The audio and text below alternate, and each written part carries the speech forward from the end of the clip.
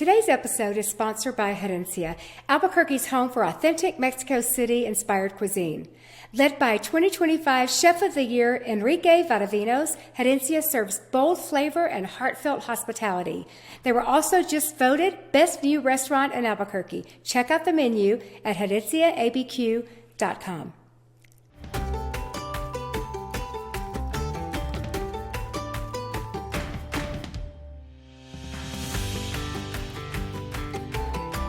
Today on Table Talks, I'm joined by Karina Jones, a longtime leader in Yuma, Arizona, who's wrapping up 14 impactful years as Executive Director of the United Way. She's also deeply involved in ministry with her husband Tyrone at Church for the City, and they're raising two beautiful daughters, Mila and Aria. Stick around for a conversation on leadership, legacy, and faith in action. Well, welcome to this episode of Table Talks, and welcome, Karina. I am so excited to have you here with me today. I've really been looking forward to this for a while now. I'm super excited to be here. Thanks for having me.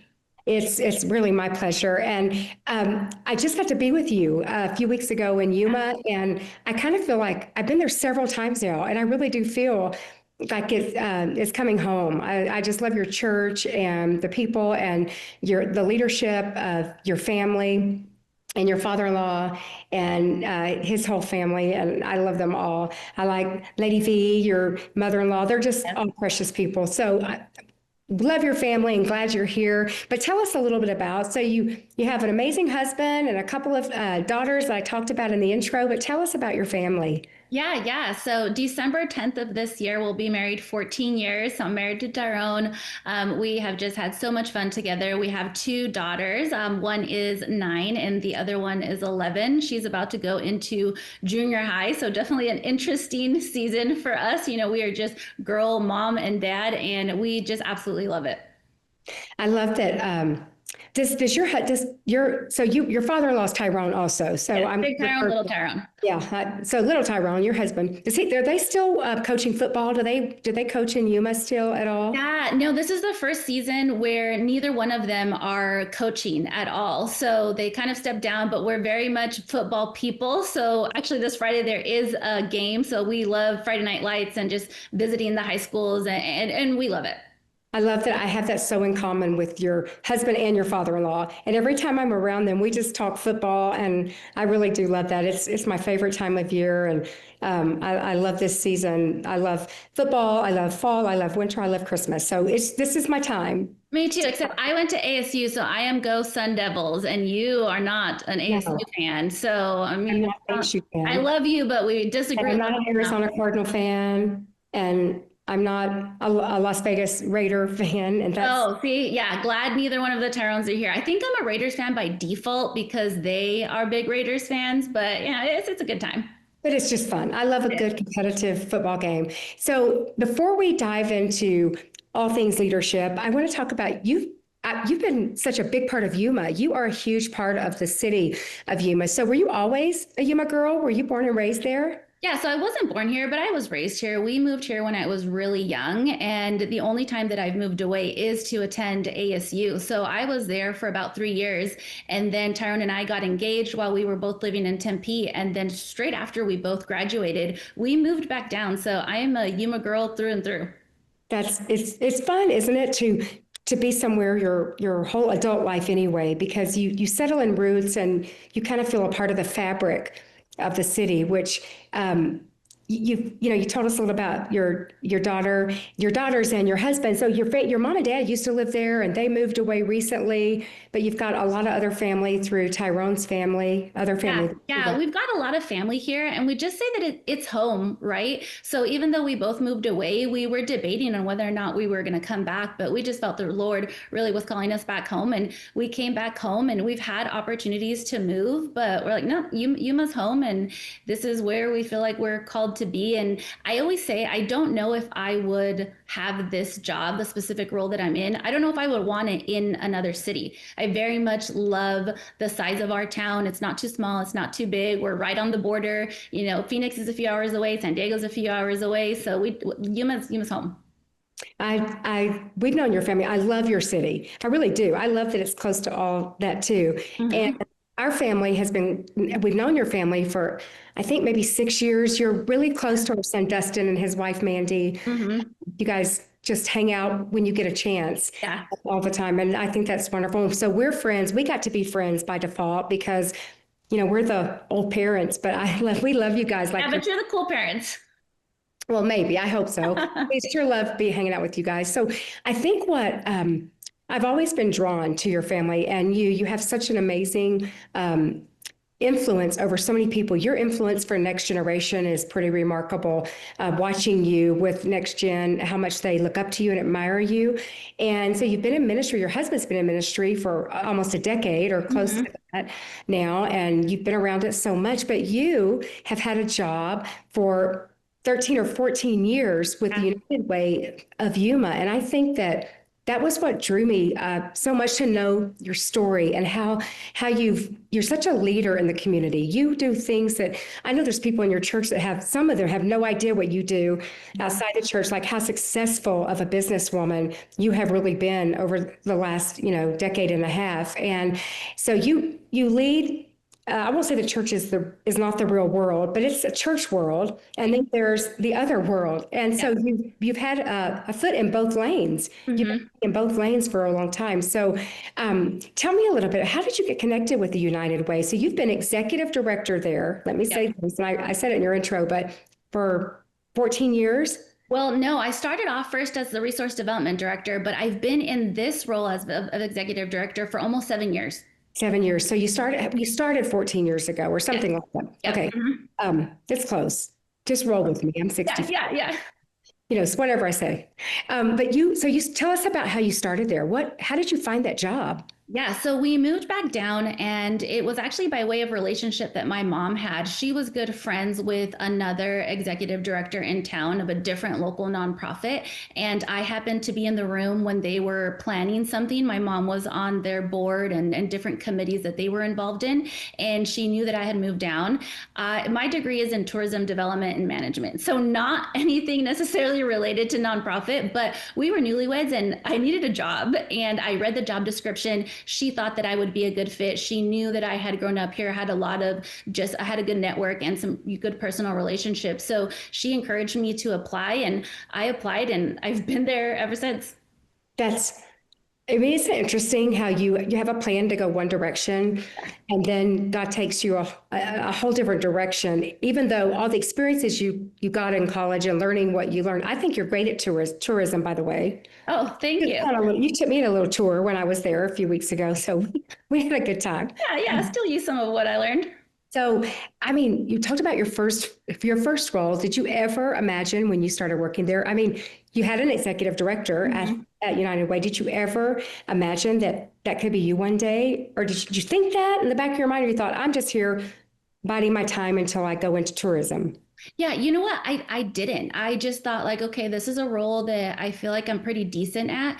And I didn't even have those thoughts of like, what is my next step? Or maybe I could step into the role of executive director. That wasn't even on my radar. Now, I will say about 4 or 5 years in, that is probably when Tyrone also started to get more involved in the church, and I did as well. So then I did start to have those thoughts, right? Like, okay, what are next steps going to look like? What does growth look like for me in the career world? And then I did start to have the thoughts of, could I eventually step into this role? And eventually the executive director did end up, announcing her retirement, and I was able to step in.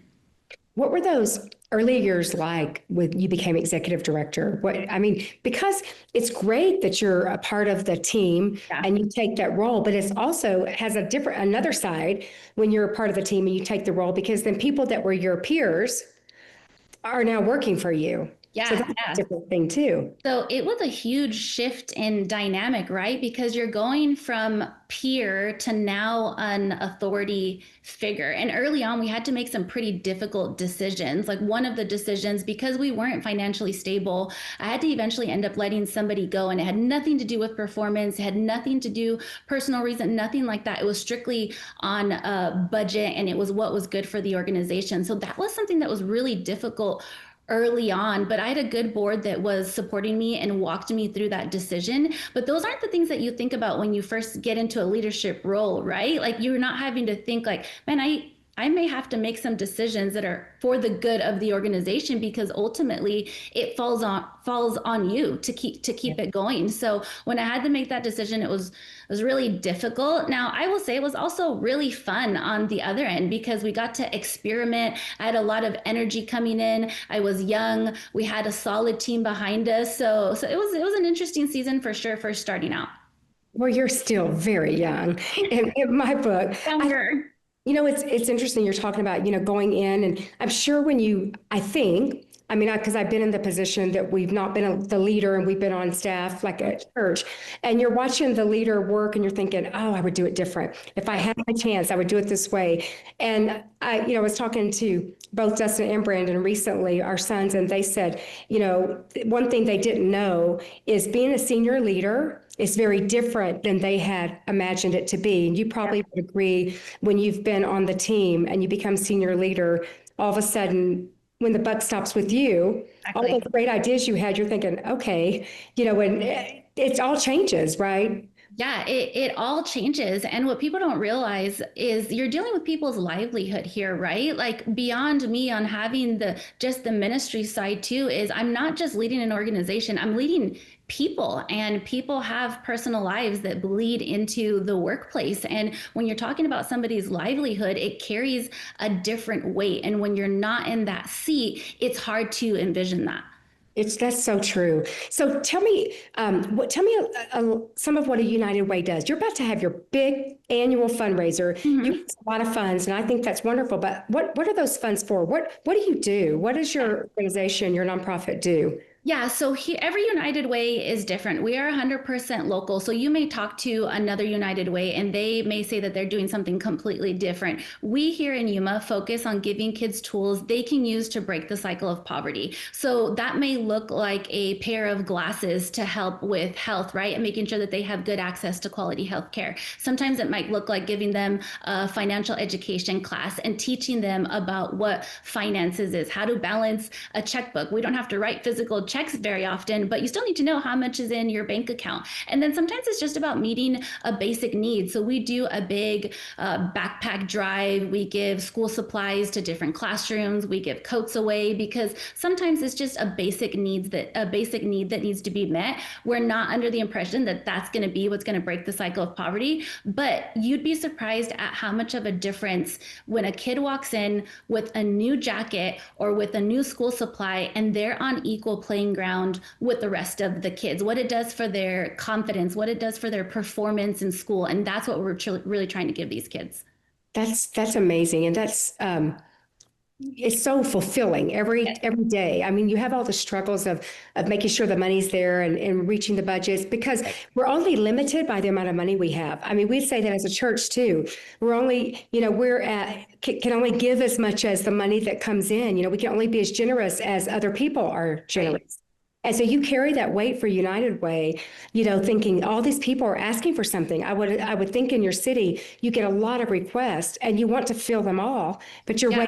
you have to raise these funds. You have to be able to make sure it's coming in. So as executive director, what is your specific role with United Way, Yuma? Yes. So as an executive director, I'm really the one that's casting vision, right? And I'm pushing the mission forward. I'm building partnerships. I'm that face that's out there that people can recognize. Okay, Karina is with United Way. Now, I also have a unique role because our organization is pretty small. So we have a board of 11, and then we have 3 full-time staff members. So as a smaller organization, I'm also involved in a lot of the hands-on and day-to-day tasks. So even though I am managing and overseeing the finances, I'm also involved with some of that day-to-day stuff that it comes with planning events, writing grants, and everything that needs to happen, and make sure that the office is going in the right direction.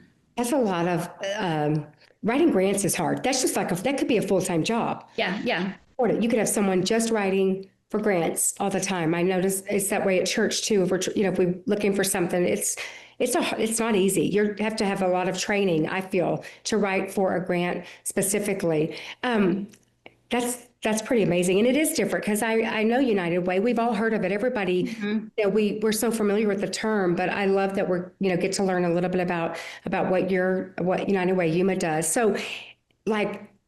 Oh, you deal with a lot of different kinds of people that I know. You have the 3 employees, but 11 board members that are probably all from very different walks of life. And you go out into your community where you all may think different, act different. You're from different socioeconomic backgrounds. You were raised different. And so tell me a little bit about key things that you've learned about people who may not think like you, because, in this culture we live in now, we just regurgitate everything we think on social media, and we think we can change the world like that. Yeah. And I feel like I have learned that people change more quickly, or I have more influence if I just live my life a different way in front of them. So how do you deal with people? What are lessons you've learned dealing with people that are not like you? Well, teaching people how to think is one of the greatest challenges in leadership, right? I can teach somebody how to do all day. Like I can give you a task list and I can show you how to move through your task list, but really teaching somebody how to think and process is what's going to increase somebody's capacity. And that happens on an ongoing basis. We're having a lot of conversations with the board, with the staff. We're processing together. So we have a big annual event coming up, and I'm, eventually transitioning out. So I am asking a lot of questions. We'll go through the event. We'll lay out the event from start to finish, and I'll allow that other person to go through and say everything that they need to say. And then I'll come in on the back end and ask questions. Did you think about this? Well, what about that? Because then it gets their wheels turning like, oh, shoot, I didn't think about it. And here's the thing about people who think differently. I don't think it's a bad thing. You have to look at it as a strength, because I don't want to be surrounded by people who think like me all the time, because then we're going to make the same mistakes all the time. So if I can have somebody who doesn't think like me, who can see through a different lens, but at the same time, I can teach them how to think about the right things and how to process, then that's when real change starts to come in. That's really good. I mean, that right there, if people can just wrap their brain, me included, around that, to understand that you basically want to attract people that have different strengths than you have. Right. And because if they have a different strength, their weakness is going to be different, and you're going to meet each other in the middle and get the desired result that you're trying to get. Yeah, exactly. When you're talking people's lives too every day, in either capacity you're in, whether you're at United Way or we're helping. For years, you guys were the youth pastors also at Church for the City in Yuma, where you're on staff. And either way, you're helping, people's lives are in your hands. Yeah. And even the next generation, teaching them how to think is challenging, because with all of AI coming out and just the accessibility that we have to information, it's amazing. But a lot of technology is now thinking for us. So we've got to almost go a little bit in reverse and teach people again how to relearn some certain things instead of just going to Google or AI for the answer. All those things are wonderful. I think they're tools and good resources to use that I use often, but it has to start with me.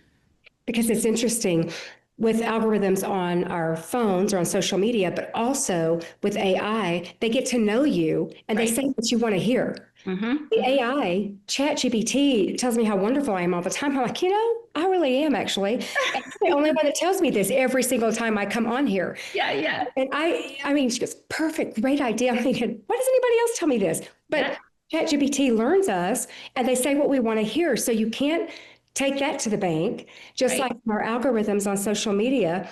If one time we look at something, and then here comes every reel known to man that comes up saying that, with the same stuff. So if we get our news on social media, we see the same news every day. If we get our fashion, if we look up 2 outfits, then every outfit that comes, I'm like, hey, this really knows me. But, it doesn't. It just knows I've looked at those 2 stores or those outfits. So then every time I go on, here comes these same outfits or whatever. And you're so right in what you're saying. I love that, because we have to go backward a little bit and say, what I'm using this, so much, or I'm on my phone, and I work on my phone for hours all day. I rarely take my laptop.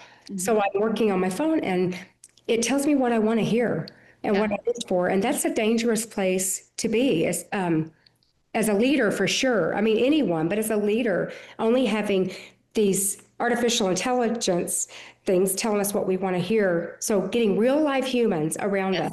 Yeah. That's the key, is getting people around you, right? And that's the strength of people who don't think like you, because they are going to challenge you. But if you can look at those challenges as not negative things and really take them in and be like, okay, I didn't think about what you just said. Let me try to reframe what I'm thinking. Or maybe they have better ideas than you, but you're not going to get that through AI. You're just going to get that through face-to-face contact. That's so good. And that's, one of my favorite groups to hang out with are this group of about 8 young ladies. They're in their 20s. And I know I drive them nuts because they drive me nuts sometimes, but I love being around them because they think so differently than I do. I love to be in their presence because I just, all this time I think I'm going to teach them something, but the whole time they've taught me something, a lot of somethings in a different frame of reference. And I love that we unpack this a little bit because it's okay. I really get tired of people trying to change everybody to be just like them. Right. However that is, because it's okay. I mean, we have a standard we live by, and I'm not, minimizing any of that, but it's okay to have a lot of different people around you. I think it makes us better and smarter, like you've been saying, and it's just the right thing to do. I mean, Jesus himself did that. Not everybody around him was exactly the same, different backgrounds, different walks of life, and they all had impact on each other. I believe that. So, wow, that was great. I love that. And you mentioned, one of the hardest things you had to do in the beginning as executive director was to, let someone go. I always will say, to my husband when he was pastor, I'll say, oh, I don't think they should work here anymore. You should let them go until you're the one having to do it. It's horrible. Exactly. Besides that, what's one of the hardest things that or decisions you've had to make as a leader? Yeah, I think it had to be not to fund certain programs that didn't align with my personal values, right? We get a lot of requests from different programs or different organizations asking for money or wanting to do a certain partnership. And there just have had to be times where I've said no. And, we alluded to earlier, you can only do so much. Like I'm a nonprofit, so I heavily rely on donations and grants and different streams of revenue. So to say no to money, that's really where the faith comes in. Like, okay, Lord, I'm going to align with my values and say no to this and trust that you're going to provide in another way. Because that means if you said yes to an organization wanting to give money to that means you're saying yes. Exactly. Everything that goes with that money. Right. Exactly. I just, you have to be a place to draw the line. That's a hard thing. And I know I'm sure the new director that's going to come in will be amazing, but you're such strong values. I know that you will be hard to replace for sure. But in that position, being the top of the leadership position in an organization, I'm sure there's been conflict and there's been, criticism maybe you've had to handle. How do you handle that? How do you handle conflict or criticism?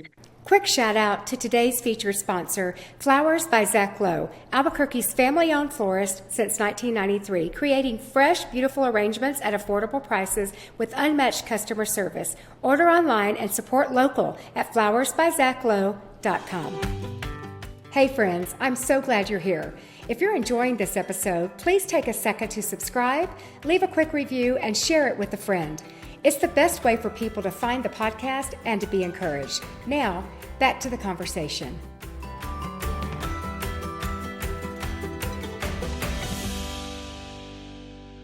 Yeah, so conflict is inevitable in whatever position that you're going to be in, or whether you are at the top or you are a part of a team. But I think coming from a leadership perspective, I've got to make sure that I'm making enough deposits in people all throughout the day, all throughout the week. So then when there is conflict and I have to make a withdrawal, they know without a doubt that I care for them, that I'm coming from a good place, and it's not going to damage our relationship. But they don't know those things unless I'm working on that and being very intentional on working on that all of the other times that there isn't conflict. So you've got to make sure that you're making enough deposits in your team so that when that conflict does arise, it's a much easier conversation. I don't like conflict. I don't like to have to sit down and work through it, but it's so much easier when I know, all right, my heart's in the right place. I know where their heart is. Let's just get through this. So tell me, when you talk about making deposits all the time, so give us examples. Tell us, so people listening, they hear it and they go, oh, yeah. But give them some practical deposits you would make in someone's life. Yeah, so I think it's different with everybody. I like to know everybody's love language, and I like to know what their Enneagram is. Their love language, I ask everybody on my board and everybody on this staff to either take the love language test, or if they've already taken it, to tell me it, because everybody likes to be appreciated in a different way. And as a leader, I need to know that. There's some people, if your love language is words of affirmation, I'm going to make sure that weekly I am affirming you and telling you, you did such a great job. I'm sending you a text outside of the workplace one-on-one, and I'm making that deposit with you verbally. Some people are physical touch. They want to be hugged and say, this is how I want to be appreciated. Other people like gifts, and it doesn't have to be extravagant gifts, but maybe you're just dropping by. And if it's a board member, I will send flowers to one specific board member because their love language is gifts. Just say, I appreciate what you're doing, thinking about you. Please have a good day. So it just varies on the person, and you've just got to learn to figure out how everybody wants to be appreciated. That's so good. And it's so intentional. Any relationship we're in, whether it's work or, parenting or marriage, those relationships, if they're intentional, we can do so much better with them. I'm thinking when you're talking about all that, about being a parent too, and working with our children, whether they're toddlers or teenagers or grown children, if you've made deposits and you've been, like you said, knowing their love language, and how they, like to be affirmed. Yeah. And you're making those deposits all the time. When you have to have the hard talk, even though it's not fun and it is a real hard thing to do, you feel like I'm in the right place. I have made great deposits in their life. I'm their cheerleader. I've done everything I need to do. So if I have to say, we can't do that again, or you can't do that, they can take it a little bit better. That is a really important fact that I hope people are grasping. And a lot of people say, well, I just go to work and then I keep my head down and I go home. And we might say that, but that is not the reality. There's still relationships. If you go to a workplace, if you're work from home, maybe that's different. But if you're going to an environment where there are other people, it's really important to learn how to have a relationship with someone that you're seeing every day. Yeah, for sure. And then I even think there's even the other side of it too, of I try to take as much responsibility as I can if I'm dealing with a conflict or if I'm having an issue with somebody, because when you have a conflict with somebody, when you have that conversation, you're hoping that they're taking responsibility for their part, right? Well, I've got to first start off by saying, what could I have done differently? Can I do a self-reflection first before I have a conversation with them? Because then if you open that conversation with them by initially taking responsibility, I can't have the expectation for somebody to take responsibility if I'm not willing to first. So if I can start it off by saying, look, this is how I could have handled this differently, you're more likely to get the result that you want from that other person, because now you're on the same level and you're on the same ground. That's so good. Those are, just really good information. And I think so specific to people that are listening, because I don't think personal relationship skills are, I don't know how they were ever taught or if they were taught, but I think because we're so much we don't talk face to face as much as we did years ago, everything's text or email or whatever, that people have lost the art to communicating, but also to say, what's my responsibility in this? And culturally, right now, we're basically taught nothing's my fault. Nothing's my responsibility. Everything's done to me. Yeah. And I think that what you just said is such gold, that before I walk in, I feel convicted about that before I go into something I know is going to could be challenging. If I said, what could I have done different? And a lot of the times there is something. Yeah. There's always something. Way I say, especially in a marriage, I think about that right away. We've been married just almost 45 years. And, I'm right, basically 95%. Yeah, same. Right, exactly. There's just small. The other 5%. Yeah, that small little percent, I think back, what could I have done differently? That one thing. I know. And my husband was in this room a little while ago before we started. If he was standing here right now, he'd be rolling his eyes for sure.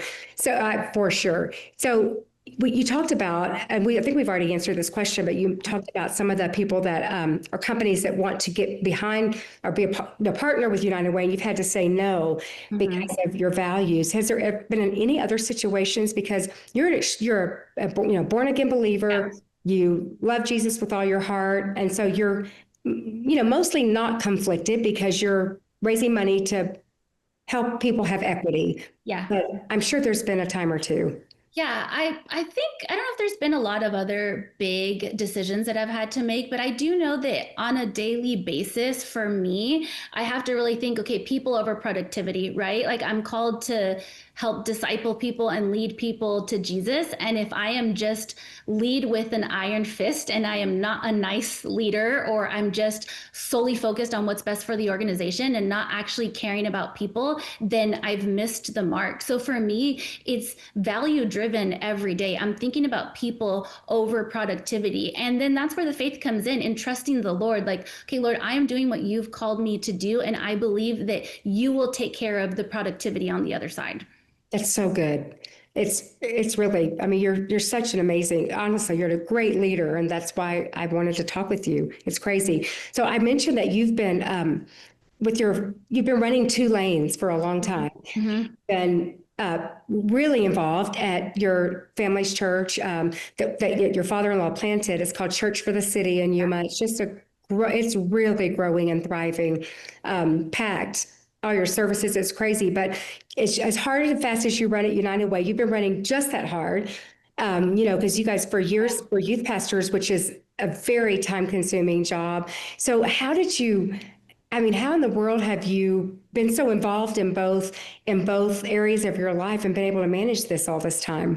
Yeah. Well, one, I think it's just been my perspective. I've instead of seeing it as running in two different lanes or two different worlds, it's one world for me. And United Way and the church coexist in that world. A lot of times when you have somebody talking on the, full-time ministry side, you say like, oh, they're bivocational because they don't work at the church. Well, I've learned to use the phrase co-vocational instead of bivocational, because what I'm doing at United Way and in the marketplace is not a means to an end, or it's not just a form where I'm helping financially support my family. I believe that everything that I'm doing at United Way benefits my work at the church and vice versa. Everything that I'm learning at the church also benefits what I'm doing at United Way. I'm just, at least for this past 14-year season, have been called to do my ministry in the sphere of the marketplace and at United Way. And now I just see every single day now, especially in the role that I'm about to step into, how much that is, coinciding. Now, on the practical side, it takes a lot of communication. I mean, Tyrone and I, every single week, we're sitting down together and saying, okay, what does your week look like? What does your day look like? How can I help you? And vice versa. It's a mutual releasing that happens, right? With Tyrone, he believes in the work that I'm doing and that it's important. And I believe in the work that he's doing, and it's equally as important. So when we talk about who's going to pick up the girls or who's going to do dishes or who's going to cook dinner, we're really working together at it, and it doesn't just fall on one person. I think that's really an important point you're bringing up, because a lot of people that listen, a lot of them are Christians, and so they have a job that's not at the church, because the church is mainly run by volunteers. There's a small staff to 1 million volunteers. So I see a lot of, especially young adults, they give so much time at the church and they feel conflicted just with their time. They go to this 40-hour-a-week job and then they're at the church all the time. But I love what you're saying, that they can coexist. They can be together and they don't need to fight each other. It might take some managing of time, but you don't have to say, in order for me to do full-time ministry, I have to give up this job necessarily. All these, I'm thinking of so many young adults that would love to be at the church 24/7, but everybody can't work there. And we need some people to have a job, that makes money. That's a good thing too. But I love that you do both. I always had a business out. My husband, we've been in ministry 45 years and we were lead pastors for 28, but I had a multi-million-dollar business outside of that all those years, which is crazy to me, but they existed together and I never missed anything. And they both fed each other. And I love that, you've had that experience too, that do both. Yeah, and the church has done such a good job now. Ministry, at least for me when I was growing up, didn't really look attractive. I also didn't grow up in a family who's in ministry. I grew up with parents that are first generation college graduates. They came over from Mexico and they immediately went to work and they retired from the public education system. So education for me was like, that's the route that I'm going to take. And I don't think ministry was very attractive growing up, but now it's fabulous, right? Like ministry is so attractive to young adults and our youth students, and everybody's like, I want to do do full-time ministry. But there is a responsibility on us who are in ministry and leading and teaching them, well, full-time ministry doesn't mean you have to be full-time at the church. You can do full-time ministry at your job. You can lead people in whatever, in a coffee shop, in the business place, wherever you're at, you can lead people. So we've got to also shift that mindset from the young adults and the people who are, considering doing that. And also we've got to come back to calling. Like, where are you called to? Not everyone is called to work at the church full time. We need people out in the marketplace reaching the lost. As churchy as that sounds, that's what it really comes down to. It really does. And I think the church these days has done such a better job utilizing people in the church, because for years, just a pastor and the two staff members, they did church. They did all they took the sick. They went to see people in the hospital. They did all the teaching Sundays, and they led every group and small group, and love the shift over the last couple of decades, especially the last decade, and giving ministry to people that come to church so that we all see that we're all ministers, no matter if we have the title, the pay that goes with the title, whatever we do, whether I'm a teenager, I'm a young adult, or I'm in the workforce, or I'm retired, that I'm still in ministry, whether I have a pastor title or not, which I think is a great point that you're making. And you've done it for a long time, which brings me to my next point. 14 years is a long time to be someplace. And you and I talked about this in person when I was there just a few weeks ago. And I think I feel it for you more than you feel it for yourself right now, because I've walked through a transition in the last few years. But longevity and letting go is it's so much good. I mean, I'm sure it's just, you see the good, and then you're nervous too, because you've done this so long. So you made a decision in the last year to step down from being executive director at United Way. And because your husband's kind of taken a different role at Church for the City, he's moving into more of an executive pastor role. And you guys are making some shifts and changes, and you wanted to be able to take all this skill that you've fine-tuned over the last, decade and a half, and bring them to the church. And so I think that's so amazing. So what does this look like for you? I mean, I know that you've got this, so you're busy right now getting ready for this fundraiser. Then the end of the year is going to come. So I just want to know all your feelings in 5 minutes, please. Yeah, I am going through all the emotions. I feel like I'm a roller coaster, right? On some days, I'm super excited, like, oh, this is so great, I can't wait. And then in other days, I'm like, did I make the right decision? Did I actually hear the voice of the Lord? Like, am I supposed to be transitioning out? I mean, at the end of the day, I absolutely feel confident in the decision that we've made. But, it's bittersweet. I haven't built this organization. It's been a team. It's a board. It's the staff and different donors and community members that have come alongside us. And I've always tried to hold United Way with an open hand. Like, this is just mine to steward for as long as God has called me to do. And as long as he has provided the grace to do. It was a weekly prayer, like, Lord, give me the grace to lead and only operate in the areas that you've called me to do. And the moment that I don't feel that, and I started to feel it a few years ago, then, okay, I think the grace is lifting and it's starting to shift. Now, there was a lot of different decisions and a lot of different factors that went into that final decision, but I think I'm a little all over the place, if I'm being completely transparent. It's a lot.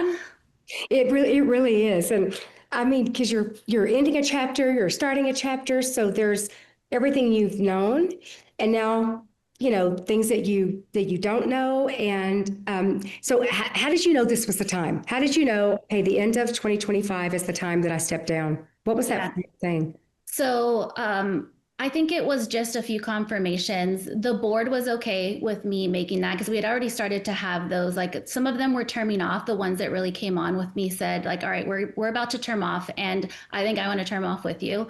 I went to the Lord in prayer. Tyrone and I were on the same page. And then we really sought counsel from our mentors or people that we've allowed to have a voice in our life. And they agreed, like, yep, it's time for you. And that was a really important big thing for us, that we had to consult with people who aren't in the day-to-day grind and say, this is what we're feeling. Do you think this is a wise decision for our family? Aria's about to go into junior high. Mila's getting close. When the kids are young, it's easy for you to just drag them along, right? Like, hey, we're going to church, or we're doing this. Now they're getting to a season and an age where I want to be a little bit more present and not have to feel so rushed all the time or having to carry the weight from the church and from United Way, and just be a little bit more available to them. So all of those together led us to this decision.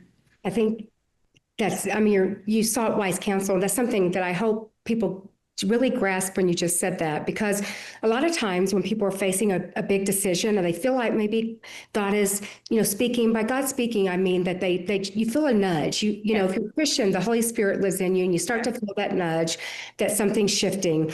And not only did you seek wise counsel, you listened to them. I found in my years of being a pastor in ministry and now watching my sons, people a lot of times will book a meeting for counsel, and they're not going to seek counsel. They're just there to tell you what they're going to do under the premise that I'm here for, wisdom. And they've made up their mind. They're really not there to get your input. So I think what that point that you made is so important.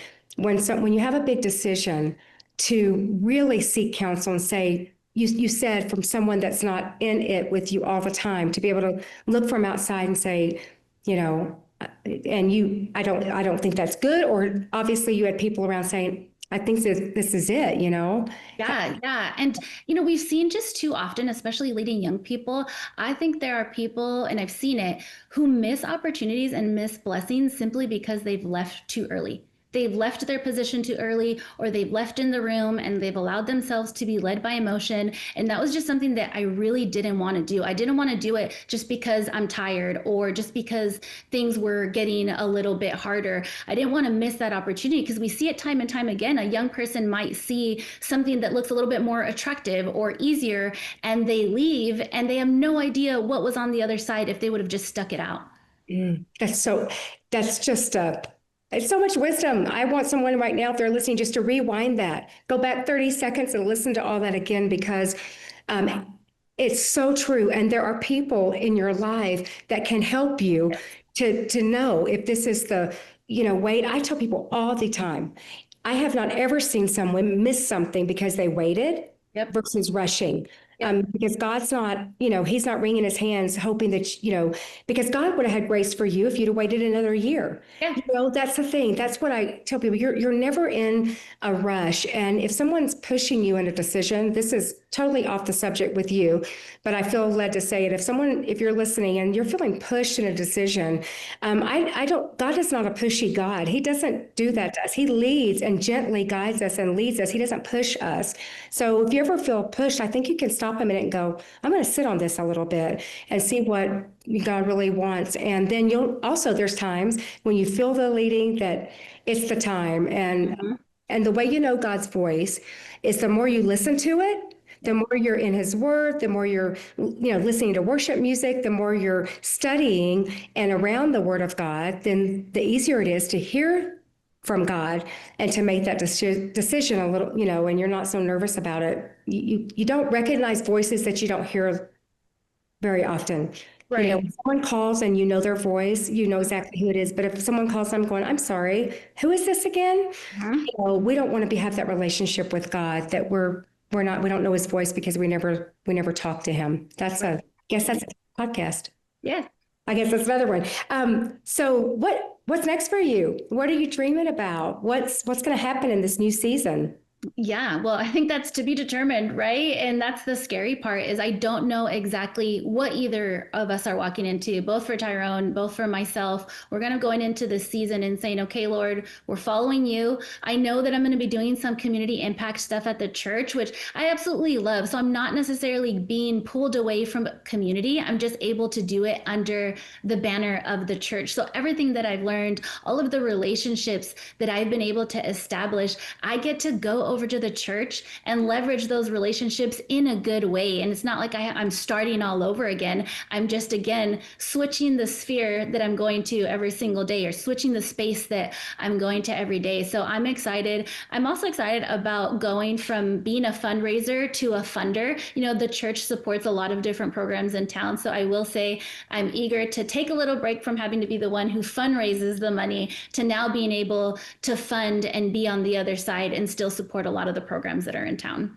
That's so awesome. And you're going to have such a great perspective because you will have done you've been on the other side On too. both sides. Yep. You're going to have so much to bring to the table. And I feel like for Church for the City, your church there in Yuma, that it's just going to, take it to another level, because although they're doing things like that now, you're going to bring a lot of experience to that ministry that maybe, has been there before, but you're going to have a different view than someone else that may have had. So we talk about young leaders a lot because I think we're both drawn to next gen. And I've watched you mentor and you pour into next generation.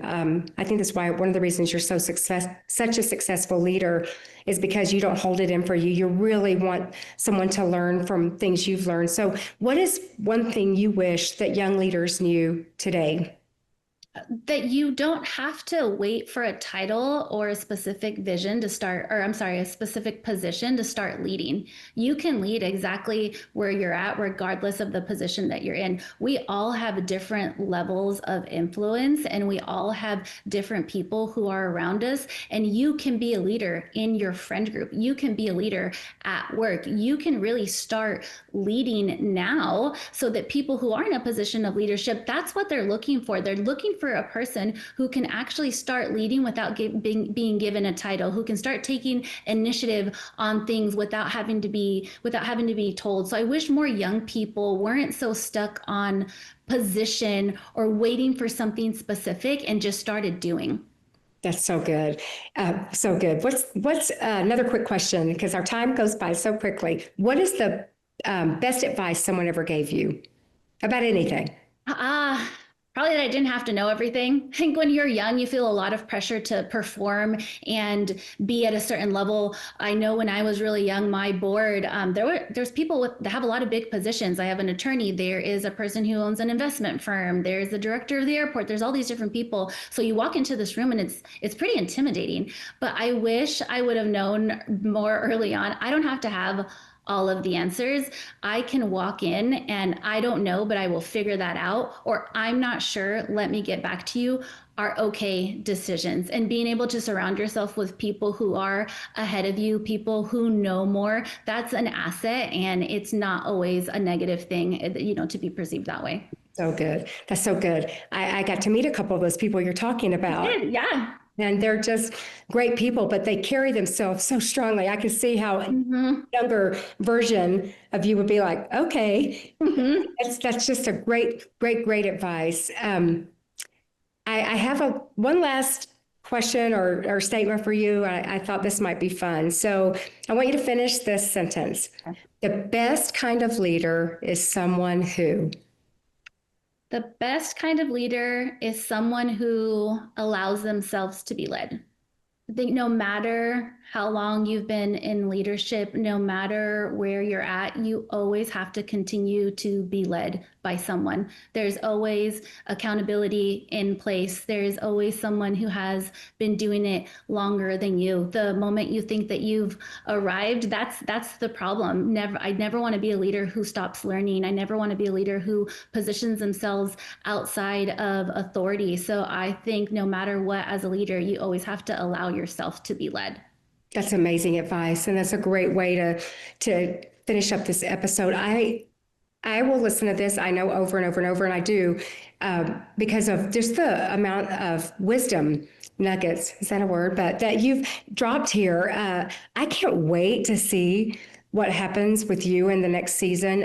You are just, you're going to take it by force. You're so young still. You've got this amazing life ahead of you. And I believe that you're going to not only do big things for yourself, but also the vision you have for Gen Z is so, it's huge. And I believe that you'll create even greater leaders in the next generation than you have been. And you're going to just, the sense of pride you will feel over what is created, and all the time you're going to put in at the church and that you can devote to that. I think that's just so special. And I believe that's what will catapult Church for the City to a whole unique place, maybe than it's never been before. Well, I appreciate that. I mean, that means a lot coming from someone like you. We value your family. We treasure you guys so much. And you are one of those people that Tyrone and I look ahead to and say, man, they have grown kids who are following Jesus and they did something right. They did a lot of things right. So you and your entire family just mean so much to us, and know that, we look to you guys for a lot of that and credit you guys for a lot of it. So we appreciate you guys and love you so much. Thank you. Gosh, the feeling is so mutual. So, Karina, would you mind, just as we close out, just praying? I really do feel like that you never know where these podcasts wind up, who's going to listen and how it's going to get passed on or shared with someone else. And that someone could listen and just be hearing this and thinking, oh, it all sounds so good and I want to do that, but I just don't know if I have it in me. I think that you have such an anointing or a hand of God on your life for leadership and impartation of that leadership to other people, that you could have a very special prayer for people in closing. Yeah, sure. Okay. Awesome.